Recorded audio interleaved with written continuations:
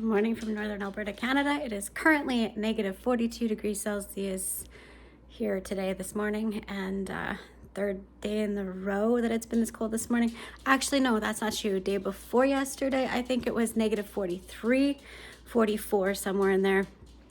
It's cold. Like, how cold? This cold.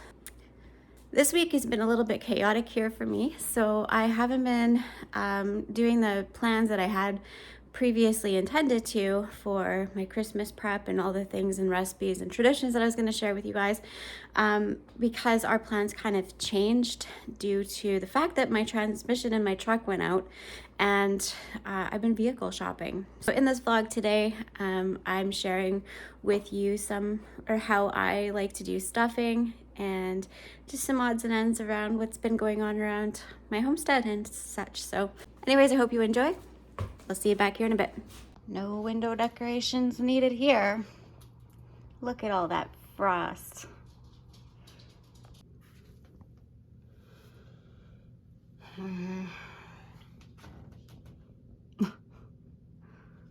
Jeez.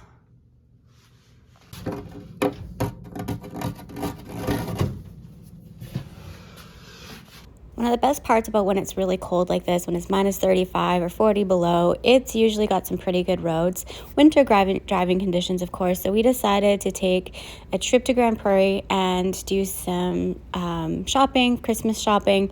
Unfortunately, it was on this trip that my truck decided it didn't want to use its transmission anymore. So we had a malfunction going on this trip, and unfortunately, that left me in a pickle. It was definitely a beautiful drive, and winter driving conditions, of course, are something that you have to learn as a life skill.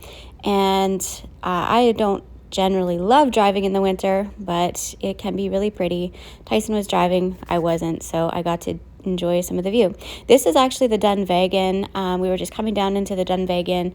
We boated through here. I actually have a video where we went boating on the Peace River and we boated under this bridge, and I just wanted to kind of share this with you. This is like such a big long hill. It's a really beautiful spot in the Peace River Valley, and I really enjoyed boating here. They have a beautiful boat launch, and they have a really great family area.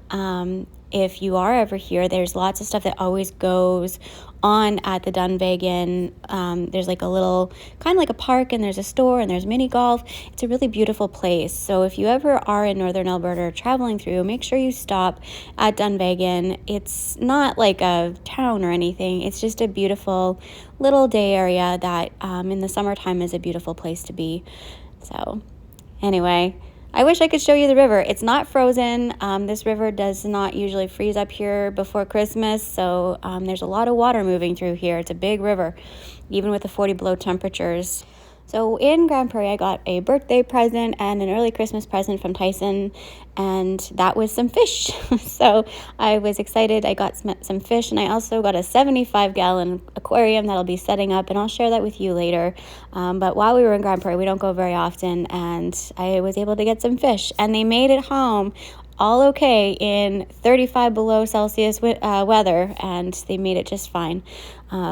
I did lose one, but there was something wrong with him right from the start, but they're all good, and I'm really enjoying having some little fish to occupy my time while I know how cold it is outside. It's a bit refreshing. So when it is this cold, one of my favorite things to do is to stay inside, keep the fire stoked, and do some food prep or baking. And so today I decided I would make some cabbage rolls and food prep for our Christmas dinner, and I'd make the stuffing for our Christmas dinner, and then I can pop those in the freezer and they're ready to go. Less work for me later. The first thing I like to do is I like to blanch the cabbage. Now there's people that would rather just put it in the freezer, but I like to blanch them, and then I put them on trays and pop them into the freezer. So when you blanch them before you freeze them, the texture and flavor It doesn't have this bitter flavor that they can sometimes get, or like a sour kind of flavor some varieties will get. So usually when I blanch them, I find they stay a little sweeter. They stay more true to the flavor of fresh cabbage, which I prefer, because I prefer actually having cabbage rolls made fresh. But nothing beats the convenience of having pre-made cabbage rolls frozen in your freezer individually. So you just pop them out and put them in the crock pot, or however you're making them. My mom does them stovetop. I like them in the crock pot and whatnot. I'm really having some difficulties with this cabbage. I just give up, Christy. So while we pop those in the freezer, we'll go get some chores done, and I'm going to go gather the eggs and check the chickens, make sure they're okay. The forecast says it's negative 41 degrees Celsius. My thermometer outside says it's negative 43 degrees Celsius. And those chickens are still laying eggs. This one froze, cracked. It's frozen, but it's still usable.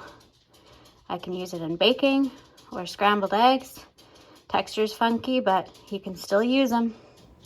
I don't have footage for making the cabbage rolls. When you take electronics outside when it's this cold, sometimes they malfunction.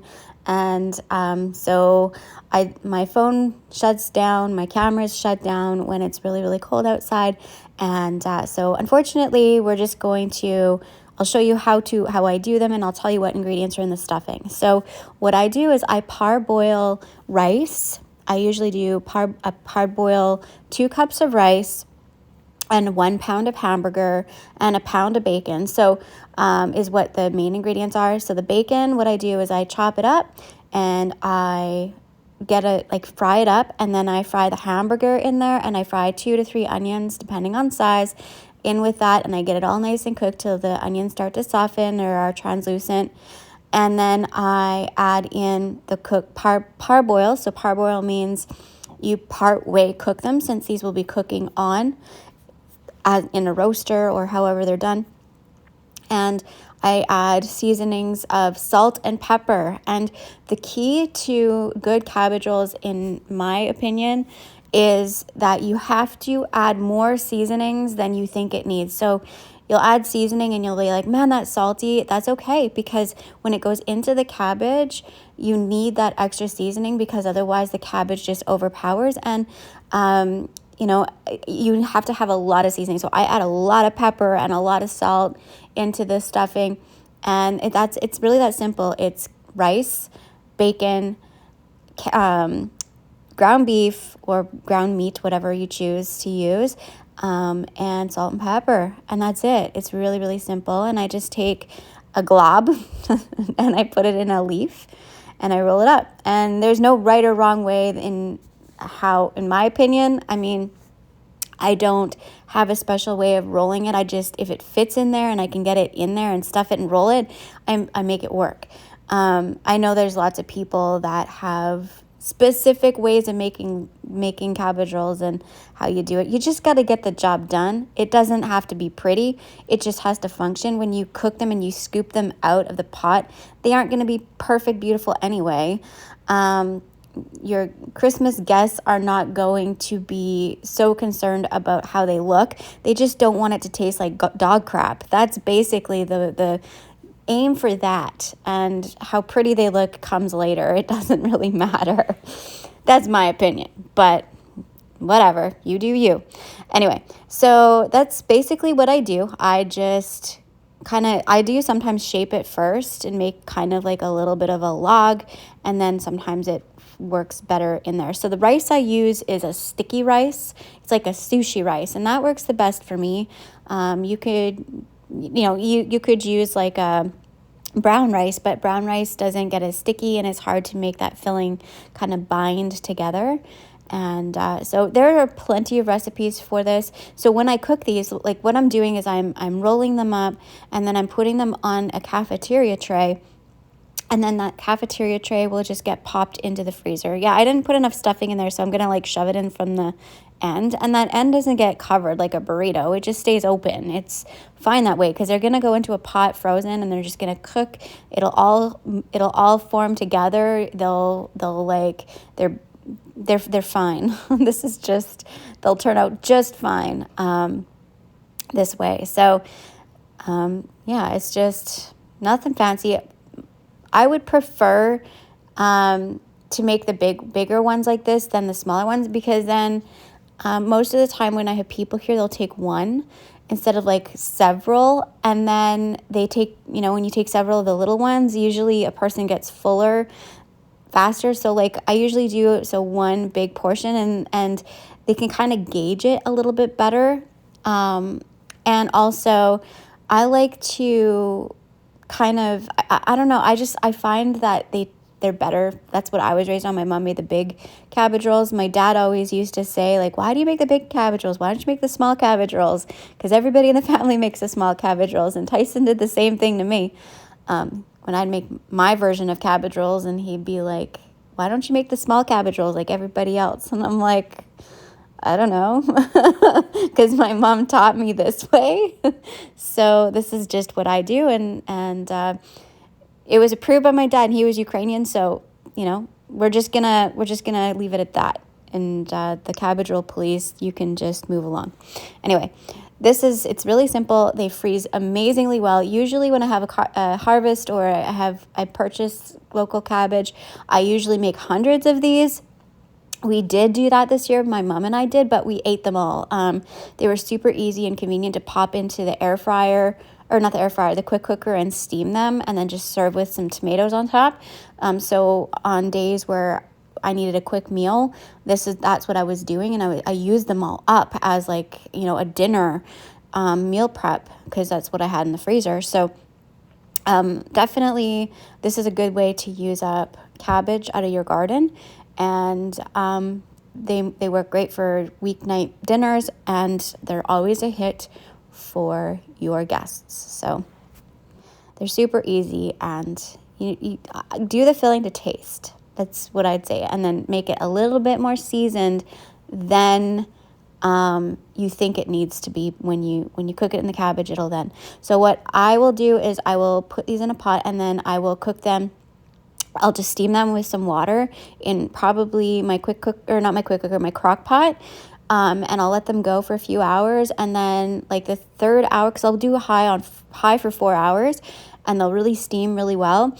And then about an hour before it's done, I will add tomato product, and I'll add a slice of green pepper, and then I'll season it with salt and pepper and a dash of oregano, and then I let it go for another hour, and then they're usually really nice and done.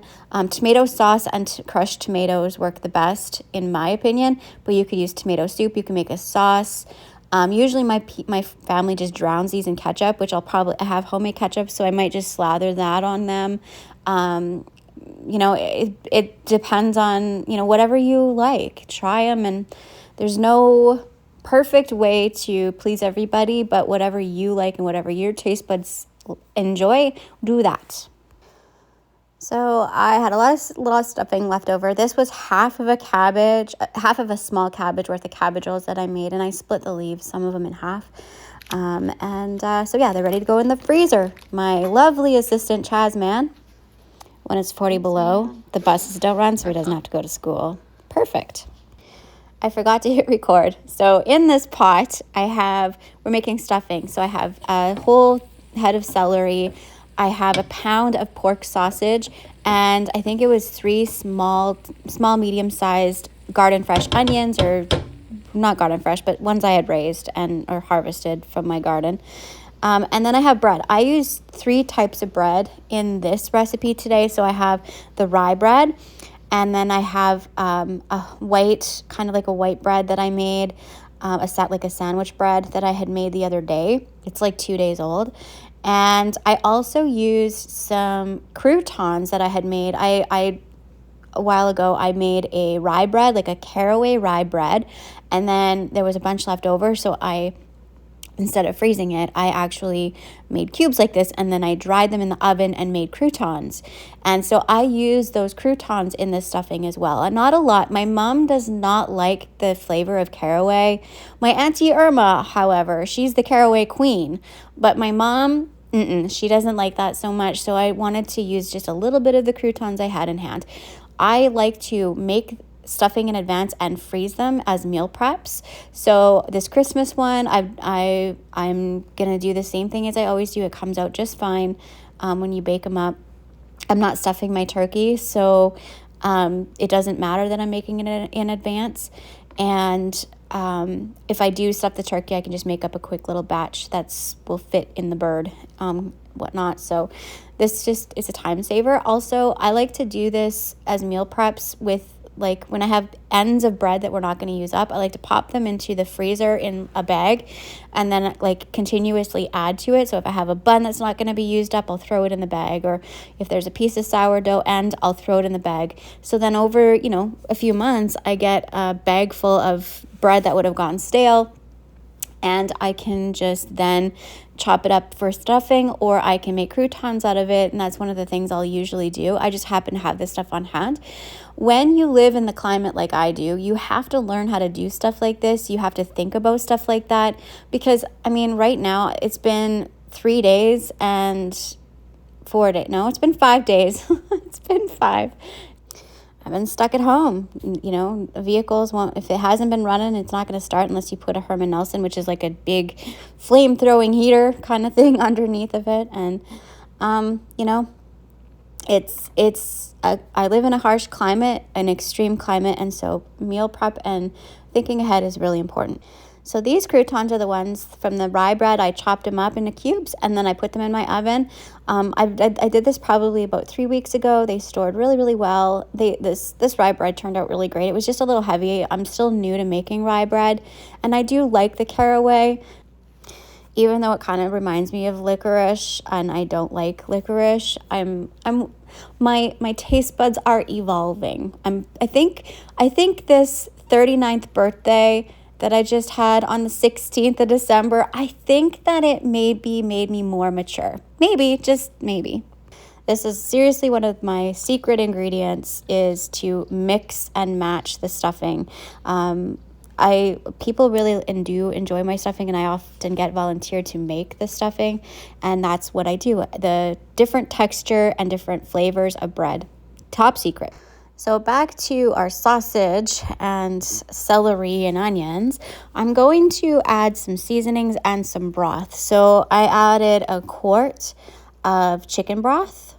And if I was using croutons, just croutons and no fresh bread, I would use two quarts. So a carton, I guess it would be like a carton of broth, like a big carton that you would get. And so I give this a stir, and I do bring it up to temperature. I like to boil it together just for a minute or two. It doesn't have to cook or simmer. It just needs to get warmed up. Probably doesn't even need to do that, simply because I am freezing it. But something I like to do to get the flavors to blend all together. Now, I season the crap out of this. I put a ton of pepper, a ton. I already have pepper in here. I didn't show you. Oh no, that's not pepper. That's poultry seasoning, I believe. Or yeah, I think so. It's either poultry seasoning or sage. Yeah, it was poultry seasoning. Now this is ground mustard. And I put a couple tablespoons of ground mustard in there. And just over a tablespoon of salt. Well, about a tablespoon of salt. And I put the rest of the package of poultry seasoning. This recipe does the best with tons of poultry seasoning. In fact, poultry seasoning is one of the main ingredients on a lot of breakfast sausages or a lot of the sausage recipes. And if you can make a really good flavorful sausage by adding in poultry seasoning. So I add a lot of poultry seasoning, probably 4 or 5 heaping tablespoons of poultry seasoning in this. I added a lot. Remember, it has to season all of that bread.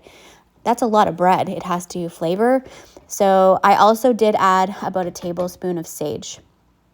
And I gave that a good mix and poured it over the bread, just like that. So basically you just mix it up really, really well. Make sure that the bread is absorbed. Now, if I was using croutons, I don't like it overly soppy and wet. I also prefer I don't want it too dry, so I would gauge it. If I was doing this fresh, I would have added more liquid. Because this is going into the freezer, the celery has a lot of liquid in it. And so what is going to happen is as that freezes, it'll extract a lot of that, you know, when you pull out zucchini out of the freezer, all the water comes out, right? So the same thing, it's going to, the vegetables that are in this dish will hydrate. They'll bring some hydration as it comes out of the freezer. So I don't want to add too much liquid and make it like a soppy. I don't want to make stuffing soup. I just want to make stuffing. Let's see what the professional says.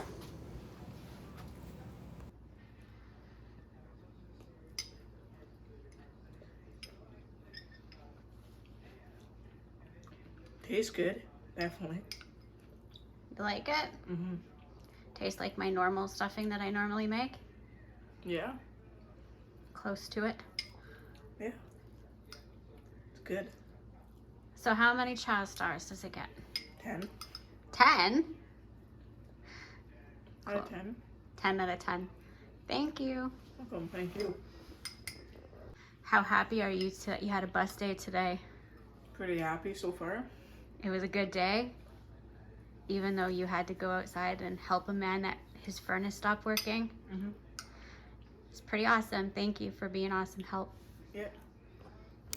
I decided that the texture was perfect. I don't need to add any more broth to, you know, if I was using croutons, I would definitely do that. I think the celery will hydrate the stuffing perfectly. So I am adding this into my baking dish. This is the one I'll be using for Christmas dinner. So I did spray the bottom. I oftentimes don't, but I did today. I sprayed the bottom before I put the stuffing in there. I'm dividing this into two, so one will be one for our Christmas dinner, and then I'm going to make another dish, like an aluminum one that I can use later, or I can give it as a gift to somebody else if that comes up as well. So I'm just going to pat this down, and then I'll cover it with aluminum foil, and we'll pop it in the freezer.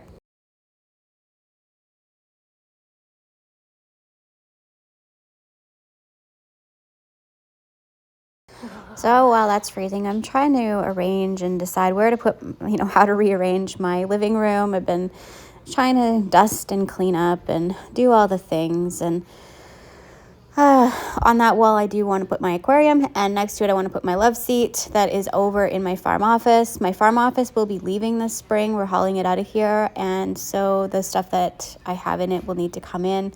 And I've just been doing some decorating. I decided not to get a tree because of our cats, but fun times. So the cabbage rolls are ready to be put in a Ziploc bag. The flash freezing them makes it super convenient.